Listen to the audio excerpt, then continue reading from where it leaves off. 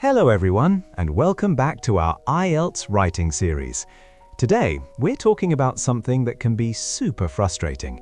You might have studied really hard, you know the structures, you have great ideas bouncing around in your head, but for some reason, your writing score just isn't improving as much as you'd hoped. Why? Often, it's because of small, common mistakes that, when they add up, can really pull your score down. In this video, we're going to put on our examiner's hats. We'll identify the most frequent, score-killing mistakes that examiners see across all 4 marking criteria. And most importantly, we'll show you how to fix them by transforming a real example of a weaker essay around Band 5 into a much stronger, high-scoring Band 7+ response.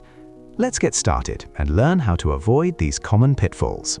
The first, and arguably the most serious mistake, relates to task achievement. This is basically about whether you answered the question fully and correctly. If you don't answer the question asked, nothing else you do in the essay will matter much for your score. Here are some common task achievement errors. Incomplete response. This is a big one. Many essays are incomplete because they only answer one part of a question. For example, if the essay asks you to discuss the problems and then solutions, you might write 2 great paragraphs about the problems but completely forget to discuss the solutions. Or you might only give 1 reason when the question asks for 2. Off-topic answer. This happens when you misunderstand the question. You might write about a topic that is related to the prompt, but not the specific topic or angle the question is asking about. It's like being asked about apples and writing about oranges because they're both fruit. Opinion is unclear. In opinion essays, or essays where you need to give your view, a common mistake is not making your stance clear. The examiner reads your essay and thinks, okay, but what does this person actually think? Your opinion needs to be obvious, especially in the introduction and conclusion. The fix. The solution here is simple, but absolutely vital. Before you write anything, spend the first 2 minutes of your writing time dissecting the prompt. Read it carefully, underline the key words, identify exactly what the question is asking you to do. If it's a 2-part question, make sure you plan to answer both parts. If it's an opinion essay, decide on your opinion from the start.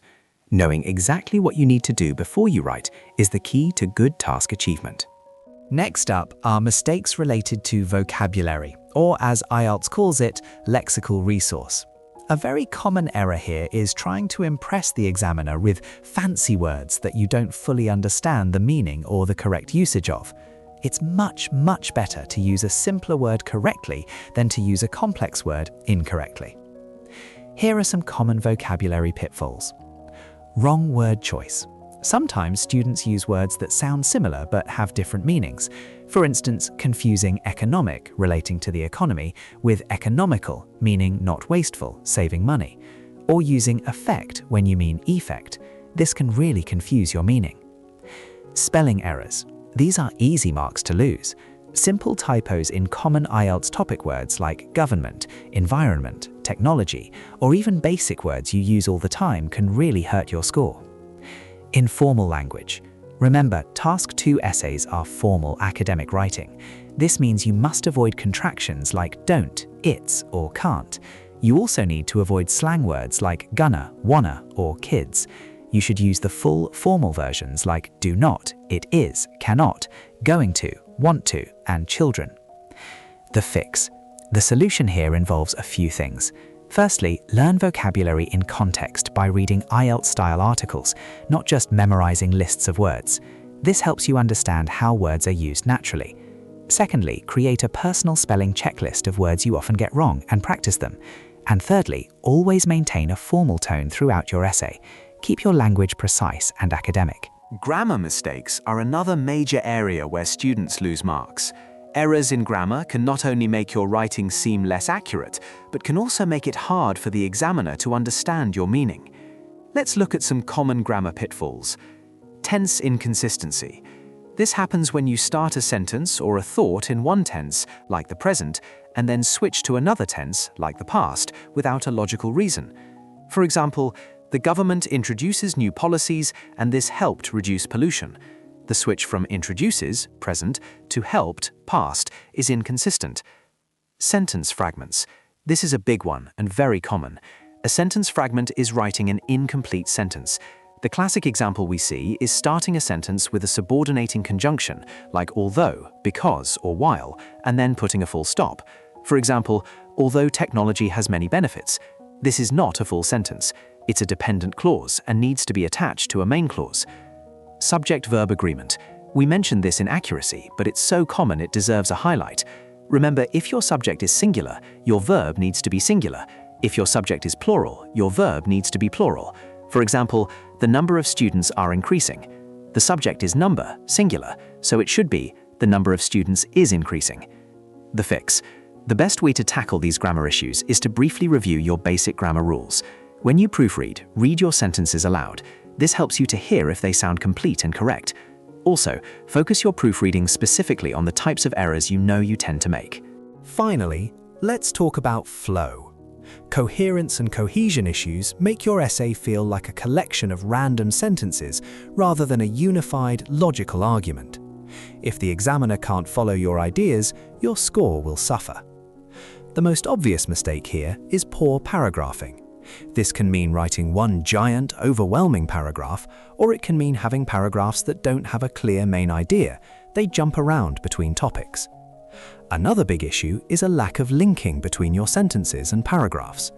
You might state an idea, then state another related idea, but without using any transition words like however, furthermore, as a result, to show the relationship between them. You might also find yourself repeating ideas in slightly different ways without actually developing your argument further. The fix. The solution to all these coherence and cohesion problems lies in planning. A solid plan, like the 5-minute plan we discussed for Task 2, will ensure your essay is logical, structured correctly, and that your ideas flow smoothly. Remember the rule: one main idea per paragraph, and use a variety of linking words and cohesive devices to guide the reader. Okay, theory is great, but let's see all these mistakes in action, and more importantly, how to fix them. We're going to look at a typical discuss both views and give your own opinion essay prompt. Then we'll examine a real example of a weaker essay response to this prompt. Let's say it's around a band 5, and then we'll fix it up to show you what a band 7+ response would look like. This case study will highlight all the mistakes we've just discussed. Here is an example of a response to that prompt. Let's read it. Technology is very important today. Some people think it is good for being social. For example, Facebook and Instagram help people talk to friends. This is good because you can talk to friends far away. But it is also bad. People spend too much time on their phones and they don't talk to their family in the same room. This problem is very big. They are always looking at a screen. In my opinion, I think technology is bad for social life. Now, this essay does contain some relevant ideas. It touches on both sides of the argument and gives a basic opinion. However, it's absolutely full of the kinds of errors we've just discussed.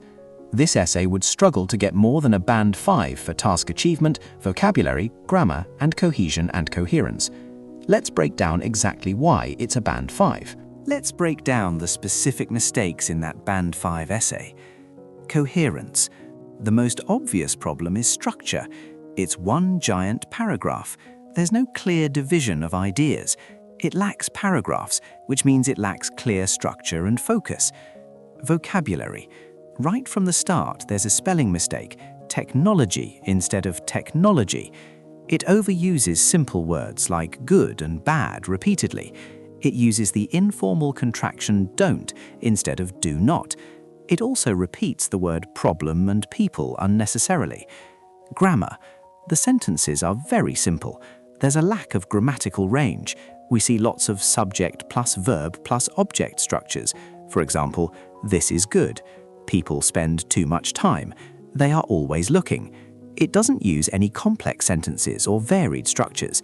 Even the opinion at the end, in my opinion, I think technology is bad, is a simple sentence. Task achievement. While it tries to touch on both views, it doesn't develop them properly. The opinion is just tacked on at the very end, almost as an afterthought, rather than being clearly stated as a thesis.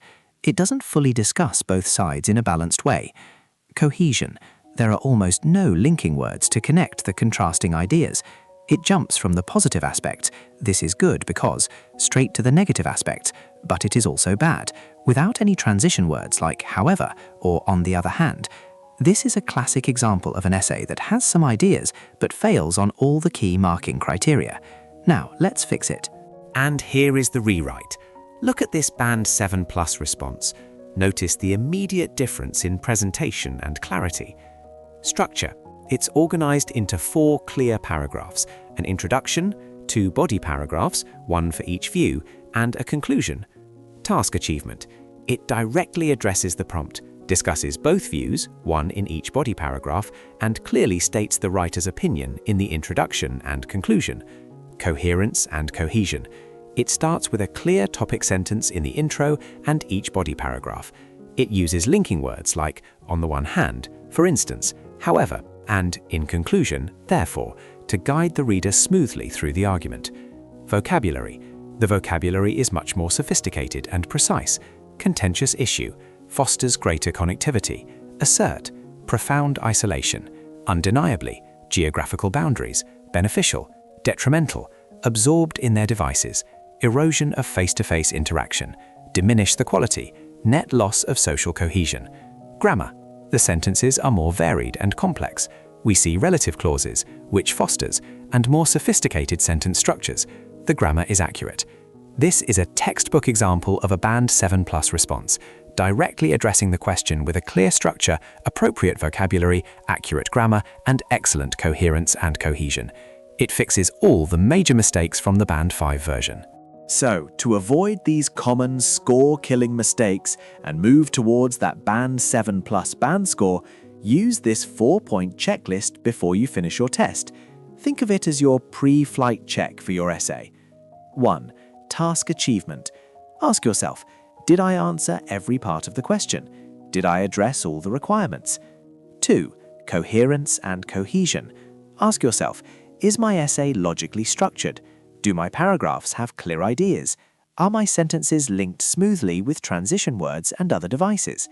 3. Lexical resource. Ask yourself, did I use precise vocabulary? Did I avoid repetition? Did I check my spelling for common IELTS words? 4. Grammatical range and accuracy. Ask yourself, did I use a variety of sentence types? Is my grammar accurate? Did I proofread for common errors like subject-verb agreement and articles? If you can confidently answer yes to all these questions, you are in a fantastic position to achieve the score you deserve. Thank you for watching. We hope this guide has been incredibly helpful in identifying and fixing the common errors that can hold back your IELTS writing score. By understanding these mistakes and knowing how to fix them, you're much closer to achieving your target score. If you found this video helpful, please give it a like. It really helps our channel out and lets us know you appreciate the content. And if you haven't already, please subscribe to the channel for more IELTS tips, strategies, and lessons. We're here to help you succeed. A really important practice for you now is to proofread your own work carefully. Think about the mistakes you commonly make and actively look for them. And now, I have a question for you. What is one common mistake that you are currently working to fix in your writing? Share it with everyone in the comments section below. Let's help each other learn and improve. Until next time, keep practicing, stay focused, and I'll see you in the next video.